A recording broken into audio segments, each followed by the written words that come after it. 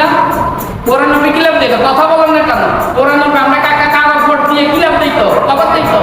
Cover যখন দেই, এই কাপড়টা যদি কেউ নরমালি রুমাল বানাইতো, তাইলে যে রুমাল বানাইলে যে লোকের পকেটে থাকতো, এই লোককে কি করতো? মুখ মুছতো নাকি? মুখ মুছে ফেলে দিত। এই কাপড়টা কোরআনের উপরে হওয়ার কারণে যত লোক কোরআন হাতে দেয় তত লোকে চুমা দেয়, তত লোকে চুমা দেয়। আর চুমা দিলে প্রথমে চুমা পড়ে কিসে? কিসে পড়ে? কোরআনে পড়ে না, গিলাফের উপর পড়ে। কিসে পড়ে? গিলাফের উপরে। 10 টাকার কাপড়ের উপরে পড়ে। এই 10 টাকার কাপড় সম্মানিত হয়েছে কোরআন শরীফের উপরে থাকার কারণে। এই 10 টাকার কাপড় সম্মানিত হয়েছে কোরআন শরীফের উপরে থাকার কারণে। সে কোরআন শরীফকে মহব্বত করে ধরে রাখছে। দুনিয়ার সকল মুসলমান তাকে এই কোরআনের সম্মানে কি করে? চুমা দেয়। সুবহানাল্লাহ, সুবহানাল্লাহ, সুবহানাল্লাহ।